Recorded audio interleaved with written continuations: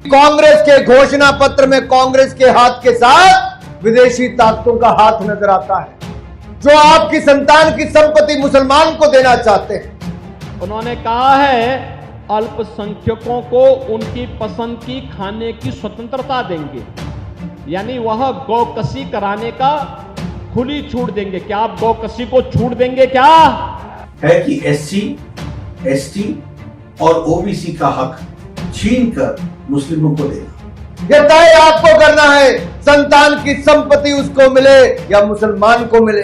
गोली मारो ठाकुर, अरे अनुराग ठाकुर, सूजी सूजी आंखों वाले, इतनी ज्यादा सूजी वाला नहीं। अरे हमारे सूचना प्रसारण मंत्री अनुराग ठाकुर जी हिमाचल में भाषण देते देते अपनी असल औकात पर आ गए। ऊपर वाले जो भाषा बोलते थे ना, वहीं गोदी मीडिया बोलने लगता था, तो इनके चमचे कैसे पीछे रह जाए।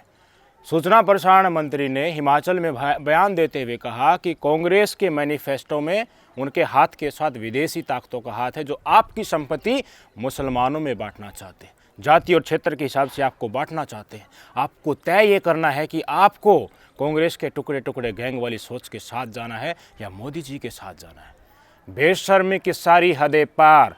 चुनाव आयोग ने 2 दिन पहले ही जेपी नड्डा को मोदी जी के हेड स्पीच और झूठ के प्रति धार्मिक मुद्दों का इस्तेमाल करते हुए वोट मांगने के चक्कर में नोटिस थमाया है।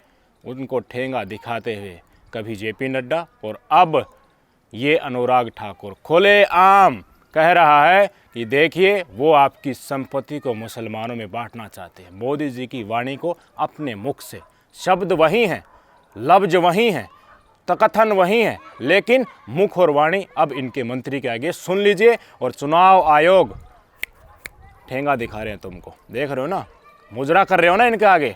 कथन सुनो इनका।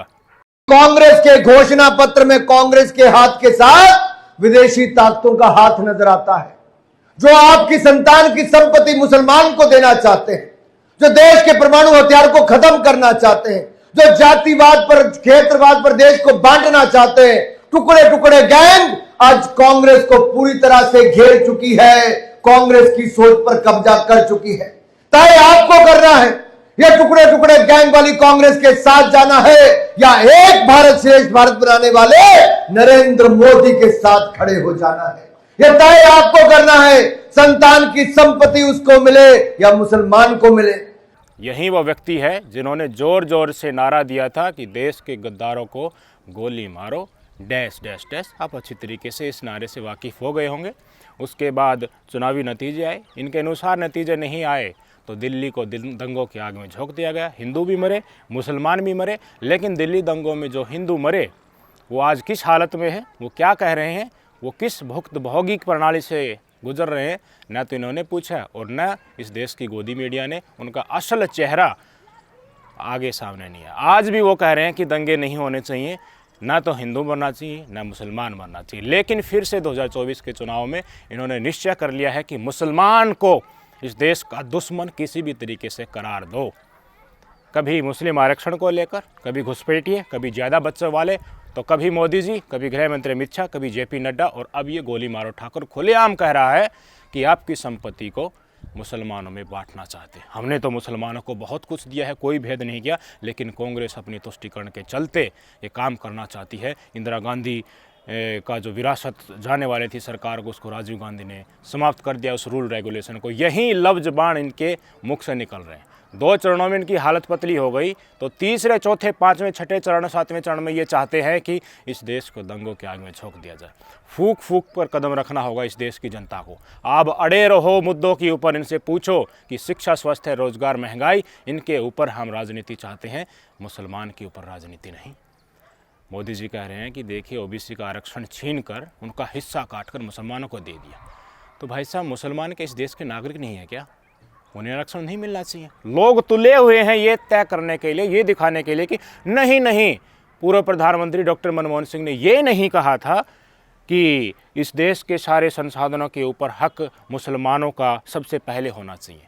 इसको कंडम कर रहे हैं। हालांकि ऐसा नहीं कहा था, सही कह रहे हैं लोग, लेकिन दूसरा पहलू तो समझो। अगर उन्होंने कह दिया होता तो क्या मुसलमान जो पिछड़े हुए हैं, जो हमारे स्ट्रीमलाइन नहीं चल पा रहे हैं, हमसे पीछे निकल गए हैं काफ़ी, क्या उनको साथ लाने के लिए उनको रिजर्वेशन नहीं दिया जा सकता? उनको उनका हक नहीं दिया जा सकता? क्या वो इस देश के नागरिक नहीं है? मुसलमान को हक दे दिया तो क्या वो देशद्रोहीपन हो गया?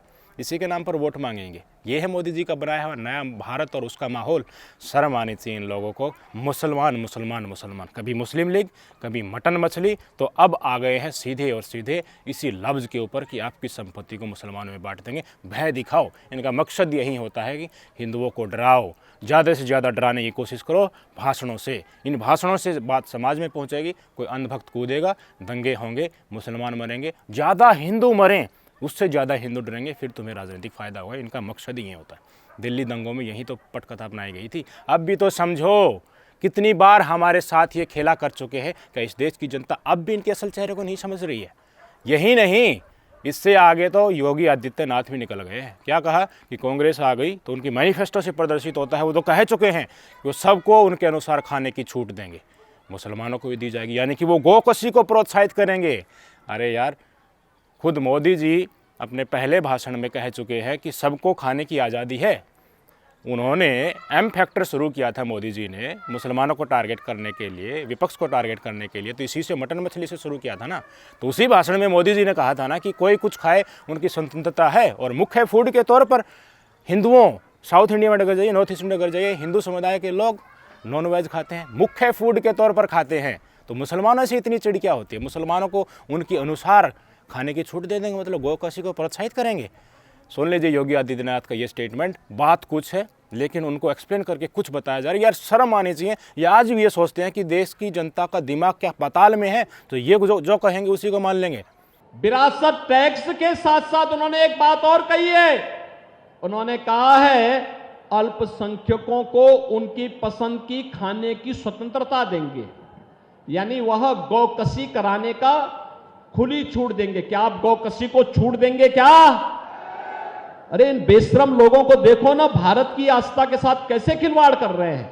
अगर योगी जी, मोदी जी और उनके पूरी मंडली को गाय माता बचानी भी है वास्तव में, तो भाई साहब बड़ी संख्या में बीफ एक्सपोर्ट कंपनी से चंदा किस लिए लिया? आज भी रिकॉर्ड स्तर पर हम सर्वोच्च लिस्ट में शुमार हैं जो बीफ एक्सपोर्ट करते हैं। उनमें गाय को काटा जा रहा है, गायें सड़कों के ऊपर घूम रही हैं, गौशाला में प्रॉपर ना तो खाना इनको मिल रहा है, ना पीने का पानी मिल रहा है, प्लास्टिक गाय माता कह रही हैं।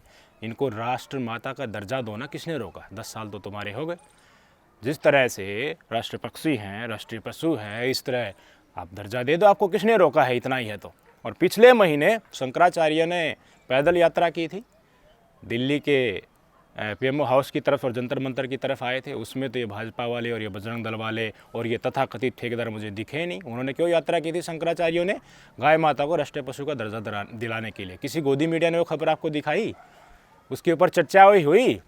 उसके ऊपर कोई आउटकम निकल के आया? नहीं आएगा। ये मुद्दे को मारना नहीं चाहते, ये मुद्दे के नाम पर वोट मांगना चाहते हैं।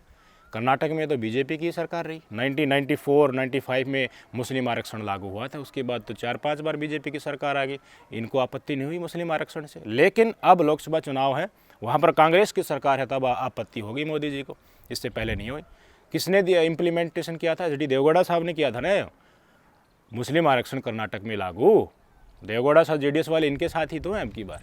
उनके ऊपर क्यों नहीं बोल रहे? फिर एक ने मान लिया नोटिफाई कर दिया कांग्रेस सरकार ने 1994 में, 1995 में देवेगौड़ा जी ने उसको लागू कर दिया, तो लागू करने वाला भी तो बराबर जिम्मेदार होगा। देवेगौड़ा साहब के सामने क्यों नहीं बोल रहे? यही होता है। जो मोदी के परिवार का हिस्सा है वो कुछ भी करे, कितना ही नफरत फैलाए, झूठ बोले, जहर उगलता रहे, देश को दंगों में झोंक दे, लेकिन इनकी वोट बैंक की राजनीति चमकनी चाहिए। बस शर्त यही है, मोदी के परिवार का हिस्सा रहो। कोई भी बाल बाका नहीं कर पाएगा, चाहे वो चुनाव आयोगी क्यों ना हो। नोटिस थमाया था, देख लिया ना चुनाव आयोग ने।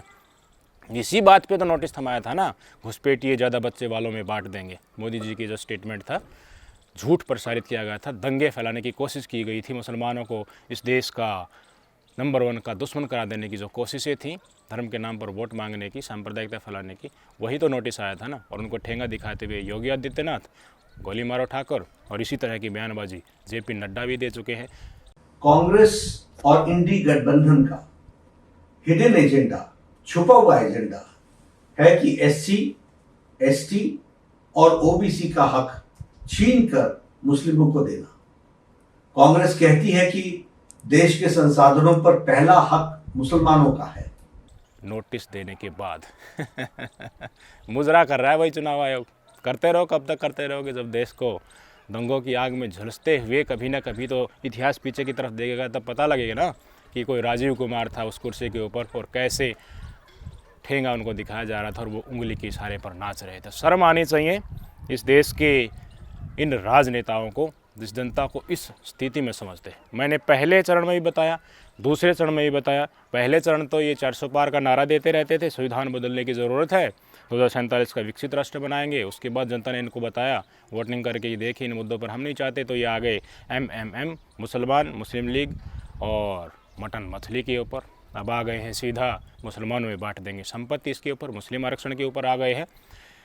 दूसरे फेज में जनता ने दिखा दिया कि हम तो रोजगार और महंगाई के ऊपर ही वोट देंगे। काफ़ी कम वोटिंग हुई। तीसरे चरण में आपको इनको दिखाना पड़ेगा, नहीं भाई साहब, अगर आपने इनके हाँ में हाँ मिला दी और ये भय मानकर कि कांग्रेस आ गई तो मुसलमानों ने सब कुछ बांट देगी और इनको वोट दे दिया, ज़्यादा सीटें इनको आती दिखी, तो देश को दंगों के आग में अगले आने वाले चरण में झोंकने में तनिक भी गुरेज नहीं करेंगे, शेड्यूल कर देंगे। ये गोली मारो ठाकुर के खिलाफ केस चल रहा है सुप्रीम कोर्ट में, FIR दिल्ली पुलिस ने दर्ज नहीं की है, दर्ज हो जाएगी दिल्ली पुलिस जल्द ही। लगातार सुप्रीम कोर्ट अपना स्टेटमेंट देने वाला है, सुप्रीम कोर्ट से आने वाला है ऑर्डर।